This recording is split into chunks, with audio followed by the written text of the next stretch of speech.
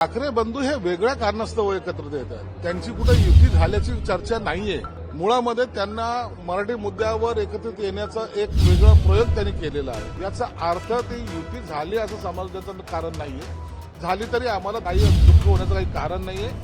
एकत्रित यावं, एकत्र राहावे, त्याला आमच्या शुभेच्छा आम्ही पूर्वी दिलेल्या आहेत. कोणती दुर्घटना तिथं घडू नये यासाठी सर्वजण, आता अनेक मंत्री आजही सुद्धा त्या पंढरपूरच्या दिशेने जात आहेत. म्हणून आम्ही त्याच्यामध्ये कोणीही श्रेयवादाची लढाई लढत नाही. माझ्या खात्यामध्ये दर महिन्याला 410 कोटीचा निधी हा वर्ग केला जातो आणि आता हा एकंदरीत प्रोसेसचा भाग म्हणून दर महिन्याला मला त्या फाईल सँक्शन करावी लागते आणि तो लाडक्या बहिणीकडे वर्ग केला जातो. याबद्दलची कल्पना मलाही आहे आणि मी ते उपमुख्यमंत्र्यांना सुद्धा सांगितलेली आहे. सुरुवातीला अशा पद्धतीने काही सांगितलं नव्हतं. दलित महिलांना, दलित विभागातील आदिवासी महिलांना तर तो फंड कुठेही वापरता येत नाहीये. मात्र लाडक्या बहिणींच्या लाडापोटीच हा फंड तिथे वळवण्यात येतोय. आपण देखील आधी नाराजी व्यक्त केली होती त्या संदर्भात. नाही, आता त्या संदर्भामध्ये मला इतर माध्यमातून अजितदादांनी पैसे देण्याचं कबूल केलेलं आहे. म्हणून मी त्याच्यावर आता वाद न घालता दर महिन्याला 410 कोटीचा निधी हा लाडक्या बहिणीसाठी देत असतो. दुसरीकडे ठाकरे बंधू एकत्र येत असले तरी आघाडीवरती त्याचा कुठलाही परिणाम होणार नाही असं शरद पवार यांनी मत व्यक्त केलेलं आहे. त्याकडे नेमकं कसं पाहता आपण? ठाकरे बंधू हे वेगळ्या कारणास्तव एकत्रित येतात. त्यांची कुठे युती झाल्याची चर्चा नाहीये. मुळामध्ये त्यांना मराठी मुद्द्यावर एकत्रित येण्याचा एक वेगळा प्रयोग त्यांनी केलेला आहे. जो काही मागे हिंदीबद्दल त्यांचा जो आक्षेप होता तो आक्षेप दूर झालेला आहे. परंतु या निमित्तानं का होईना एक मेळावा घ्यावा असं उभाटाचे नेते उद्धव ठाकरे साहेबांनी सांगितलं होतं. त्या अनुषंगाने ते आता ते डोममध्ये मेळावा घेत आहेत. 6,000ची कॅपॅसिटी असलेलं त्या डोममध्ये ते मेळावा घेऊन आम्ही एकत्रित येऊ शकतो हे सिग्नल द्यायचा प्रयत्न करत आहे. याचा अर्थ ती युती झाली असं समजण्याचं कारण नाहीये. झाली तरी आम्हाला त्याचा काही दुःख होण्याचं काही कारण नाहीये.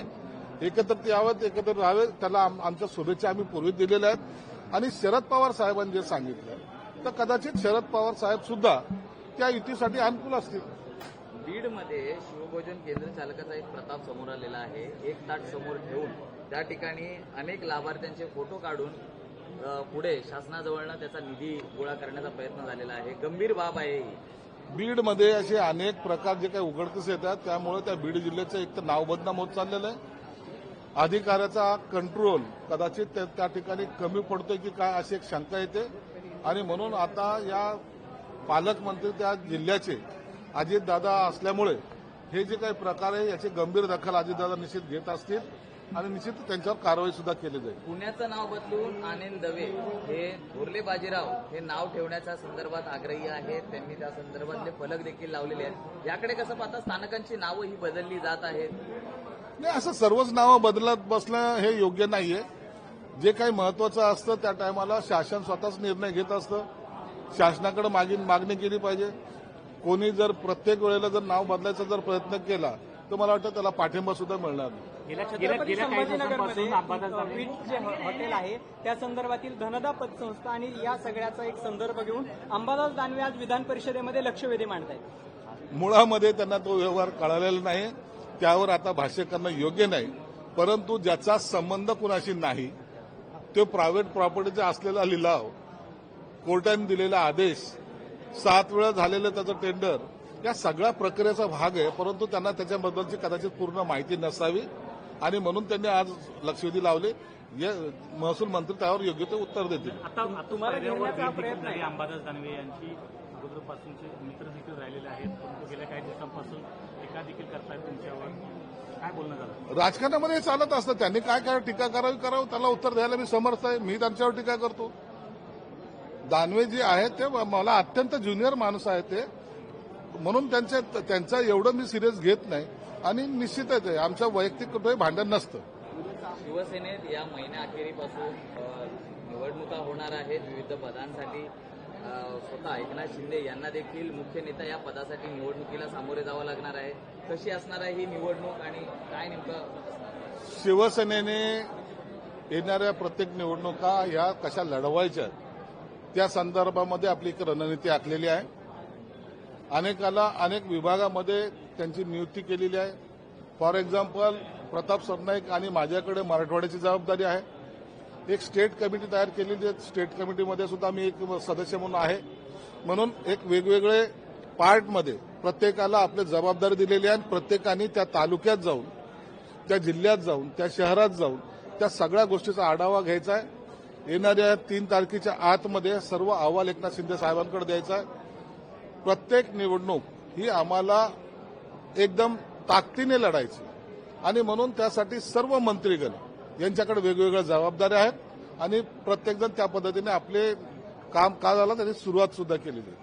ही निवडणूक एन प्रकारे पूर्ण ताकदीनिशी लढून जो शिंदे साहेबांनी 2.5 वर्षामध्ये महाराष्ट्रामध्ये कायापालट केला त्याचा एक बेनिफिट लोकांमध्ये त्यांच्याबद्दल असलेलं प्रेम, त्यांच्याकडे असलेला मास, जनता जी त्यांच्याबरोबर आहे त्याचा निश्चित आम्हाला या निवडणुकीत फायदा होणार आहे. म्हणून पूर्ण प्लॅनिंगनिशी आम्ही या निवडणुकीला समोर जातोय. शिरसाट साहेब, एक शेवटचा प्रश्न आहे. शिवसेनेच्या राष्ट्रीय कार्यकारिणीमध्ये एक ठराव मंजूर झाला होता की सर्वच पदांसाठी या निवडणुका घेतल्या जाणार आहेत. मग ती मुख्य नेता पद असो, शिवसेना पद असो किंवा शिवसेना नेते, उपनेते, जिल्हा प्रमुख या सगळ्यांनाच त्या निवडणुकीला सामोरं जावं लागणार आहे. ही नेमकी निवडणूक कशी होणार आहे जी पक्षांतर्गत केली जाणार आहे? पक्षांतर्गत निवडणूक आहे ते निवडणूक आयोगाचे जे काही आम्हाला डायरेक्शन असतात त्या पद्धतीने घेतले जाते. त्याचं पूर्ण रेकॉर्डिंग केलं जातं आणि ते जी काही प्रक्रिया होते त्याला जो प्रिसाइडिंग ऑफिसर असतो त्या त्यांच्या संमतीने, सहीने तो निवडणूक आयोगाकडे पाठवला जातो. म्हणून ही निवडणूक प्रक्रिया निवडणूक आयोगाच्या असलेल्या नॉर्म्सप्रमाणे होणार आहे. या कार्यकारिणीमध्ये फक्त एकनाथ शिंदे साहेबांना राष्ट्रीय अध्यक्ष किंवा पक्षप्रमुख म्हणून असे 2 ठराव आले होते, पण शिंदे साहेबांनी आता ते प्रस्ताव स्वीकारलेले नाहीत. पुढच्या वर्षी जी आमची बैठक दिल्लीला होणार आहे त्यामध्ये या कार्यकारिणीच्या बद्दलच्या निवडणूक होणार आहे. एक मराठी एकच राहिलाय.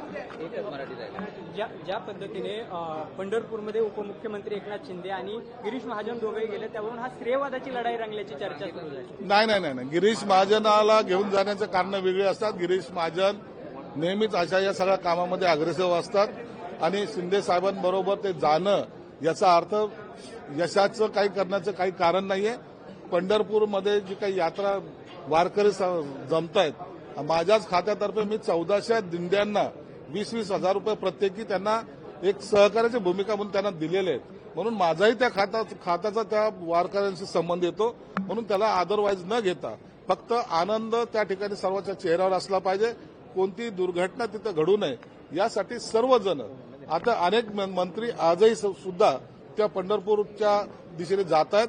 म्हणून आम्ही त्याच्यामध्ये कोणीही श्रेयवादाची लढाई लढत नाही.